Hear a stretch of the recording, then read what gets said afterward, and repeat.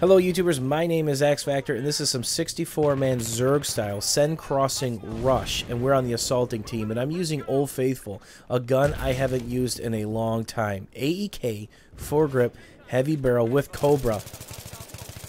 And that's kind of a long distance kill. You're going to see me struggle with this kit, this gun for a little bit because I'm trying to remember the bullet patterns and the bursting at the various ranges. Obviously up close with this gun, it's a fire hose. Just drop the hammer, maybe 1 or 2 bursts, and you don't even have to be standing still. You could be strafing side to side if it's within about 20 meters or so. The gun's just that deadly due to the high rate of fire.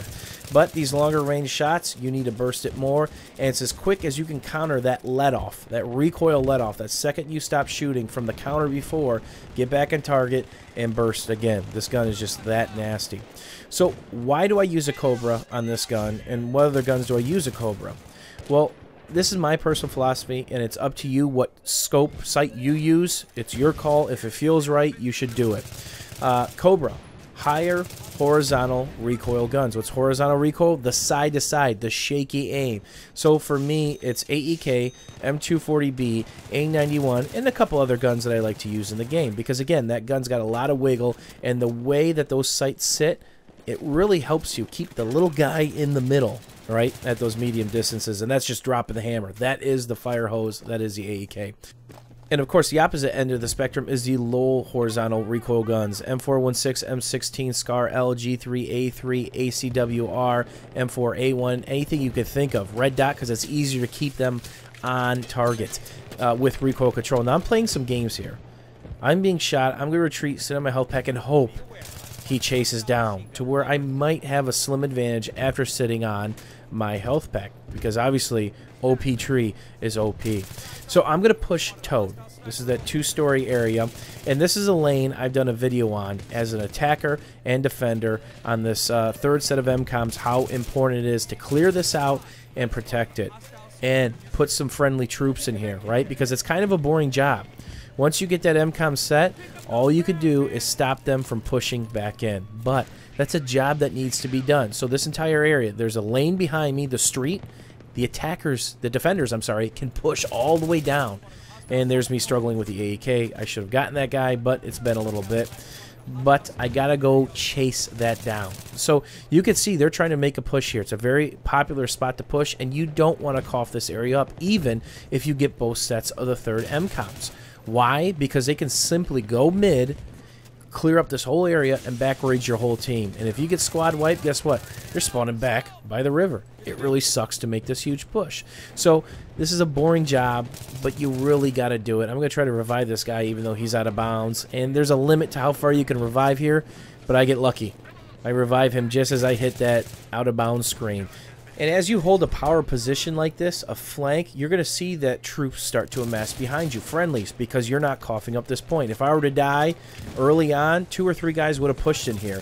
Then they have been fighting over this whole J corridor, which this is what, C Conquest?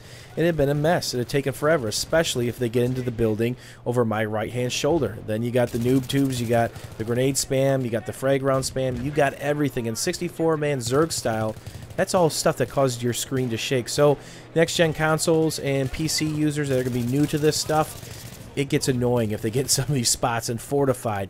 So what's even more important than this spot? What's behind me? Toad. Why? Because they can push down that highway, and we're actually going to get back rage. This is my mistake. I should have said, wait a minute. We got 4 or 5 guys here. I look at the mini-map not just for enemy position. As you see me zoom my mini-map out, and right there's the kill. I literally said to myself as I'm running back, wait, there's no friendlies back there. We're in trouble. And that's the type of push where if a couple guys would have spawned on him or pushed with him, they'd have wiped out Jay, this entire area, and back raised their team in mid, gone through green and blue, which are the 2 buildings by the other MCOM that just got set. So this is a boring sit, but it can be very rewarding. You can rack up kills and, more importantly, stop the back rage and allow your team to keep pushing through multiple lanes. Keep the pressure on them. Every time you get back rage or knocked off a spot, that takes the offense out. You got to regain all that ground. It's super annoying. So nothing really happened. Move back up, kind of pre-nading, hoping that that catches somebody that might be reviving him. Because think about these spots. These little planters here are very popular spots for the defenders to play because they can get to them easily, and it gives them a great look all the way down the far lane. So if there's enough of them there, it can be problematic, but they got to be equal across the map. So what's my thought process on approaching some of these spots? I want to counter the popular defensive spots, the head glitches and the power position. So I'm constantly trying to put myself in position to kind of snake a couple kills off a nasty spot. And this is a crazy spot to play. And usually I push mid lane here because I can see all the way around. But this little spot right here, it's like a cubby in Metro by the bank machines.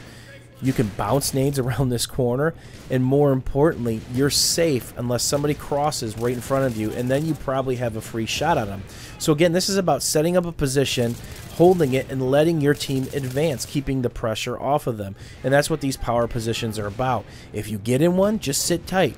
Don't peek, don't go crazy.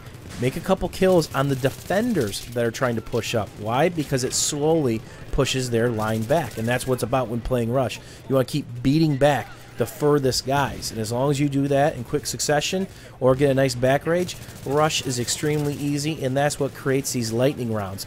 It often isn't one team is that much better than the other team. It's 1, 2, or 3 guys just got into a nasty spot and wiped out some of the defenders' original pushes, and they got stuck with that squad wipe and a spawn screen. Hopefully you guys enjoyed this lightning round, had a little fun, and if you learned something, don't forget about the old thumbs up. Thanks for watching, YouTube. We'll see you soon.